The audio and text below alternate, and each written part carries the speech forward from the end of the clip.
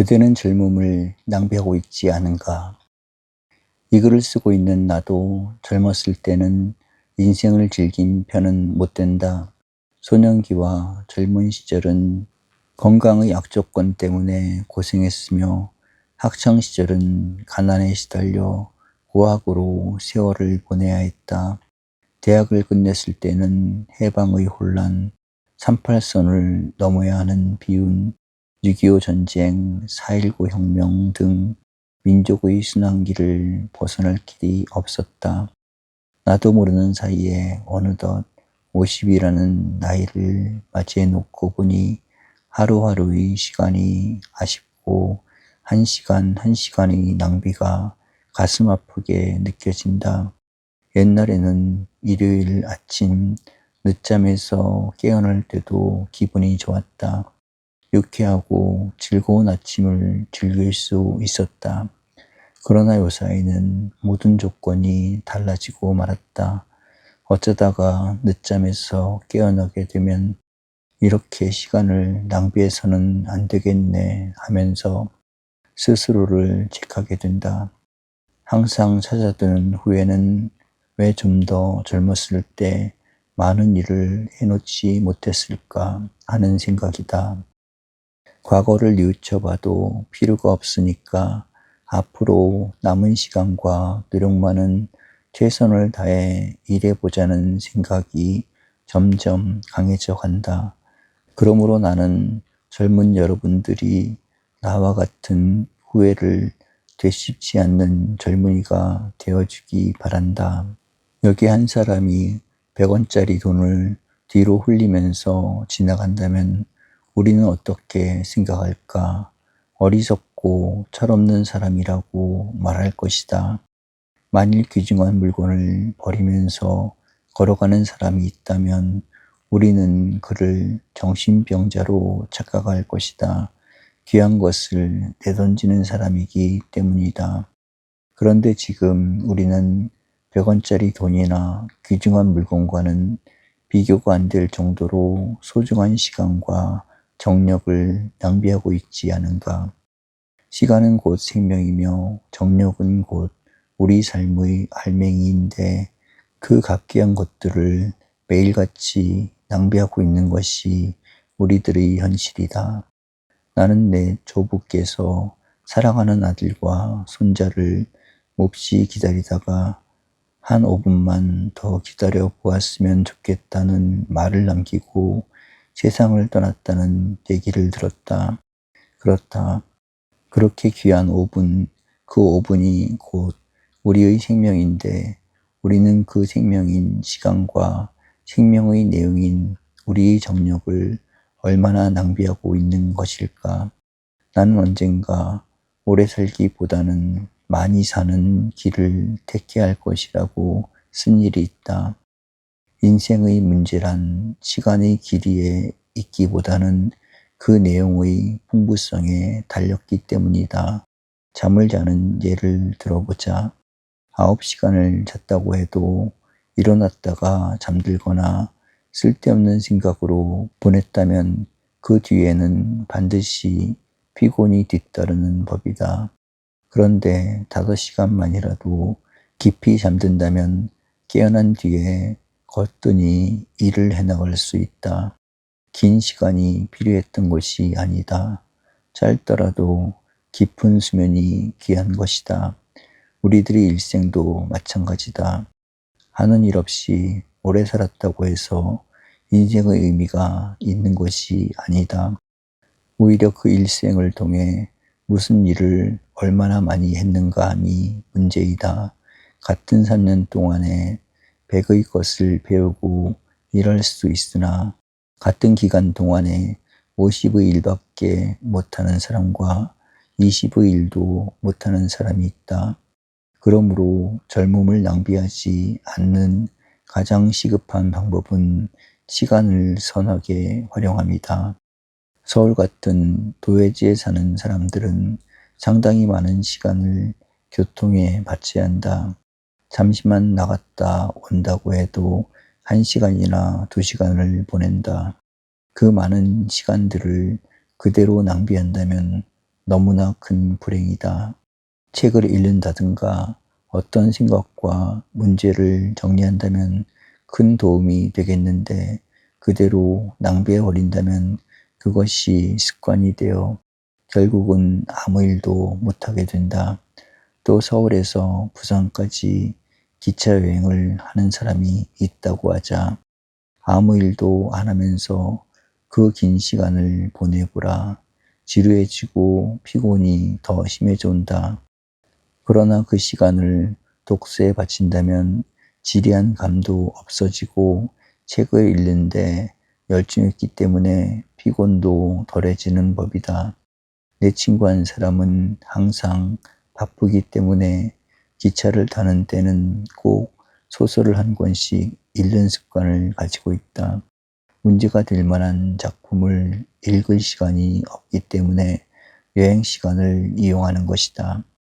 시간은 강물과 같이 흐르는 것이다.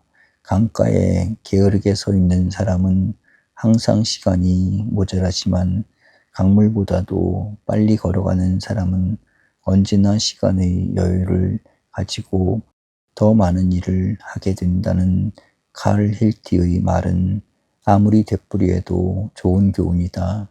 젊음을 낭비하지 않는 또 하나의 교훈은 뚜렷한 목적과 확실한 방법을 가지고 한 가지 일에 열중함이다. 우리들이 어떤 목적을 설정할 때는 먼 방향은 있으나 그 방향과 최후의 목적에 도달할 중간 목적이 뚜렷해야 한다. 그런데 상당히 많은 젊은이들은 막연히 방향만 설정하든가 너무 높은 목적을 세웠기 때문에 오늘과 금년에는 무엇을 할 것인가 하는 구체적 과제를 이룰 때가 많다. 가장 지혜로운 태도는 오늘의 할 일과 금년 동안의 할 일이 10년 뒤의 목적과 일치됨이다. 10년 앞만 바라보고 오늘과 금년을 허송해도 안 되며 오늘의 일에만 몰두하여 그 일의 가치와 방향을 잃어버려도 안 된다. 또 너무 자주 일을 바꾼다든가 직업이나 직장을 옮겨도 안 된다. 두 마리의 토끼를 따르다가는 한 마리도 못 잡는다는 사실은 중요한 교훈이다. 비록 봉급이나 지위에 약간 불만이 있더라도 한 가지 일에 꾸준히 전진하는 자세가 필요하다.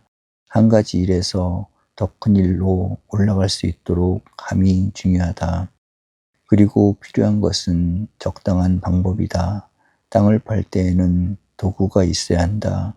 길을 갈 때는 될 수 있는 대로 가까운 길, 가능하다면 직선적인 길을 택해야 한다. 한 가지 일에 집중할 때도 합당하고 바른 방법을 찾아야 한다. 이렇게 끈기 있게 일하는 습관을 젊었을 때부터 가꾸어 간다면 그는 많은 일을 할 수 있는 동시에 젊음을 낭비함이 없이 살아갈 수 있다.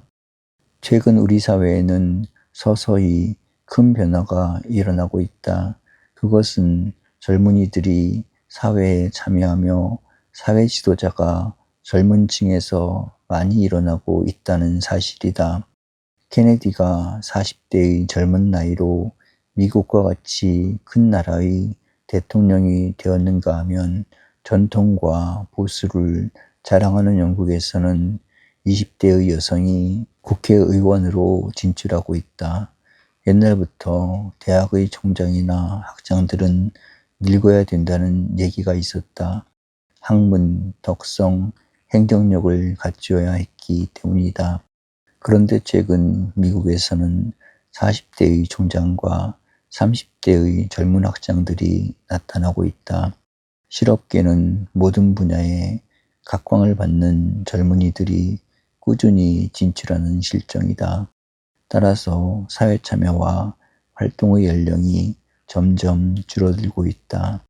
옛날에는 그래도 40을 넘어야 사회의 일원이 될 것으로 생각했다. 그러던 것이 요사이는 30이나 25, 6으로 줄어들고 있다. 때로는 젊음이 만능인 것 같은 인상을 줄 정도이다. 이러한 시대를 맞이하고 있는 우리는 어떤 생각을 하게 되는가? 될 수 있는 대로 빨리 배울 것을 배우고 인격을 쌓아 사회에 진출하여 모든 분야에 지도적인 참여를 해야겠다. 그러나 젊은 사람은 누구나 지도자가 될 수 있다는 생각을 해서는 안 된다. 지도자가 될 사람은 젊었더라도 나이 든 사람보다 많이 알고 실수하지 않을 경험을 쌓으며 스스로의 뚜렷한 업적을 인정받을 수 있어야 한다. 케네디만 해도 그렇다.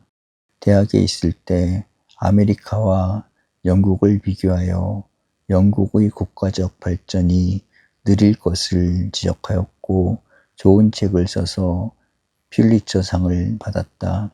신체가 약했지만 자진 해군에 지원하여 젊은 장교로서 군과 국가에 봉사했다. 국회의원으로 있을 때에도 많은 장년과 노년기의 동료들을 충분히 이끌어갈 수 있었다.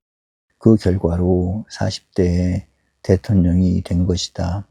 출세하겠다든가 성공하고 싶다는 이기주의적 생각이 앞서 있었다면 아무 결과도 남길 수 없었을 것이다. 언제나 남이 못하는 일을 할 수 있으며 그 능력이 인정받을 수 있을 때 젊은 지도자는 가능한 것이다. 우리는 우리 사회에도 유능하고 지도력을 갖춘 많은 젊은이들이 나오기를 바라고 있다. 그리고 우리들 자신이 그러한 대열에 참여해야겠다. 그렇다면 우리들이 해야 할 일은 무엇인가?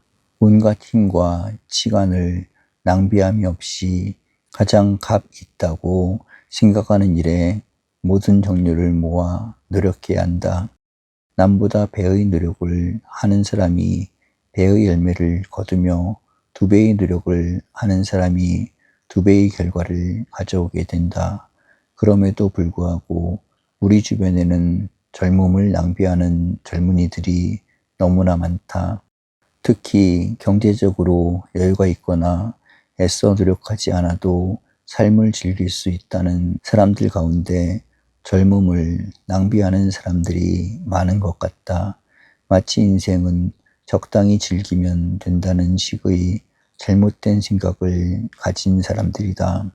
지금 기술을 배우면 후에 1년 걸릴 것을 반년에 배울 수 있고 지금 공부를 하면 한 달에 석 달분을 할 수 있는데 가장 기억력이 좋고 건강하고 많이 잘할 수 있는 젊은 시절을 헛되이 보내서야 되겠는가. 대나무는 빨리 자란 뒤에 오래 굳는다고 한다. 한 인간도 젊어서 자란 그대로 인간성이 굳어지는 것 같다. 대나무는 마디마디가 알뜰히 자라야 한다. 그 어느 마디라도 병들거나 약해지면 그 대나무는 못쓰게 된다. 우리도 학생 때는 가장 학생답게, 군인으로 있을 때는 가장 모범적인 군인으로, 직장에 있을 때는 가장 유능한 직장인으로 일하면서 자라야 한다. 그렇게 모든 기간을 강하고 튼튼히 자란 대나무가 좋은 나무로 쓰이는 법이다. 우리는 모두가 젊음을 아껴 자라며 그때그때의 책임과 사명에 전심전력을 기울여 영광된 일생을 쟁취해야겠다.